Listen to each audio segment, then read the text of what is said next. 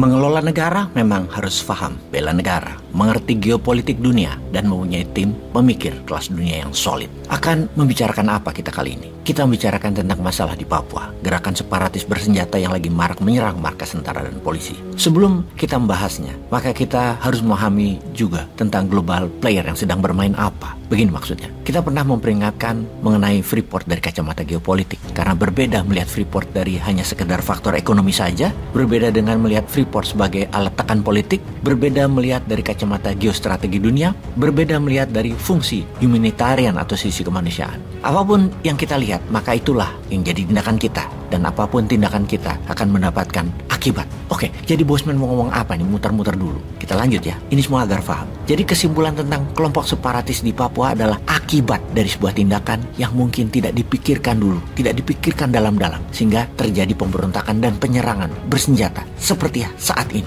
Akibat dari apa? Baik, sebelum menjawab, kita rincikan dulu fakta. Senjata rifle atau senjata laras panjang yang dibawa mereka para pemberontak separatis yang ingin Papua merdeka adalah AR-15 buatan Armalite. Ukuran peluru 5,56, mirip M16 buatan pabrik Colt. Namun AR-15 Armalite kita bacanya bukan dari jenis senjatanya, namun manufakturnya dan penjualannya yang bermarkas di Phoenix, Arizona adalah data kunci menganalisanya. Senjata apapun jenisnya, mau pistol P1-nya pindad ataupun rifle senjata laras panjang, tidak sembarangan bisa ditembakkan. Perlu latihan, perlu pembiasaan, ada tendangan atau after effect hentakan yang disebabkan semakin besar kaliber atau peluru, semakin besar hentakannya. Fakta berikutnya, mereka sangat mahir menggunakannya. Artinya mereka ada yang mengajari, ada pelatihan, dan semua itu tidak murah, juga tidak cepat. Lama pembiasaan itu. Di dalam sebuah penangkapan di Filipina Januari 2023 lalu oleh pemerintah Filipina yang ternyata dia adalah anggota separatis Papua. Seorang pilot, Anton Gobay,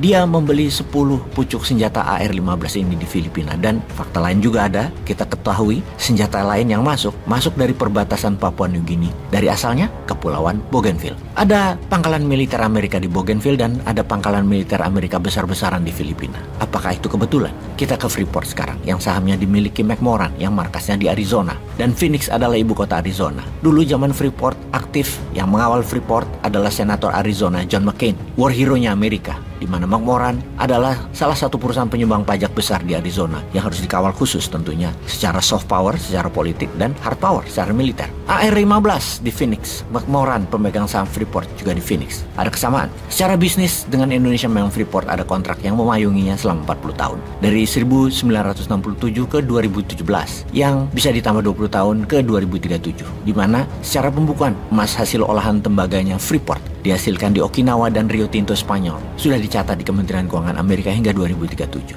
Ketika ada gerakan mengambil alih pabrik tembaga Freeport dan mengolahnya akan di Indonesia, maka ada ketidakseimbangan dalam neraca cadangan emas Amerika. Pastinya yang ini sangat tidak disukai Amerika. Ini menantang hegemoni Amerika. Analisa itu pernah kita ungkap berkali-kali, di mana kita Indonesia bisa menghadapi dua hal. Terorisme berbasis agama yang memang tombolnya di CIA dan kelompok separatis bersenjata yang juga tombolnya ada di Amerika. Pastinya Amerika tidak akan konyol terang-terangan pakai tentaranya atau operasi intelijennya secara resmi. Kita tahu Wagnernya Putin yang bermarkas di Argentina, yang beroperasi di Afrika dan sekarang memiliki 50.000 tentara di Ukraina. Rusia itu berperang di Ukraina tidak pakai tentara warga Rusia. Terbanyak adalah tentara bayaran melalui Wagner Group. Demikian juga Amerika. Amerika punya Blackwater Private Army, juga punya Triple Canopy yang berbasis di Portugal misalnya. Bisa-bisa saja mereka menjalankan misinya. Untuk Papua kita harus mengerti anatomi musuh kita siapa dan yang memayunginya siapa. Di permukaan dunia terlihat ramah, pejabat antar negara yang berperang terlihat ramah, saling sapa, saling jabat tangan, namun di bawahnya shadow bayangan mereka saling hujam, saling tusuk. Sungguh tidak sederhana memahami dunia geostrategi kawasan dan hegemoni. Jadi kita harus melakukan lobby. Lobbynya bukan hanya ke Amerika doang, Australia sampai New Zealand kalau perlu, karena Kapten Philip, pilot Susi Air yang disandera, adalah warga negara New Zealand yang saat ini belum juga dibebaskan oleh tentara Indonesia. Ditambah lagi, mereka kelompok separatis bersenjata ini selama tahun 2023 ini menyerang terus dan sudah memakan puluhan korban tentara dan polisi Indonesia. Bayangkan, tentara terlatih bisa diserang separatis. Apa kira-kira mereka nggak ada yang melatih gitu? Apa kira-kira mereka nggak ada yang biayai? Apa kira-kira mereka tidak ada strategi perangnya? Perang gerilya, hit and run, bersenjata berat. Siapa yang mengajarkan? Mengambil Freeport, kalau dilihat secara ekonomi terlihat benar, namun membelinya pakai hutang, menggunakan cara hostile menekan kasar, mengalihkan dari Okinawa dan Rio Tinto, membuat panas hegemoni. Kita harus kuat menanggung akibatnya. Hegemoni memang kita harus lawan agar kita berdaulat, namun ada cara elegan yang lebih diplomatis. Kita mendapatkan hak atas aset tersebut 100% bahkan, dan Amerika tetap senang sehingga Papua tidak lepas. Hal ini adalah cara elegan yang saat ini pejabatnya belum pernah melakukan. Hanya langkah pragmatisme sederhana dibungkus narasi buzzer rupiah yang sekarang berakibat tumpah darah berkepanjangan. Tentara dan polisi jadi repot, rakyat Papua jadi gelisah. Wahai sahabat, hati-hati dengan Papua. Jangan sampai anak cucu kita nanti nyanyi lagu wajib dari Medan sampai Ambon berjajar pulau-pulau karena Sabangnya lepas, Merauke-nya lepas. Peace.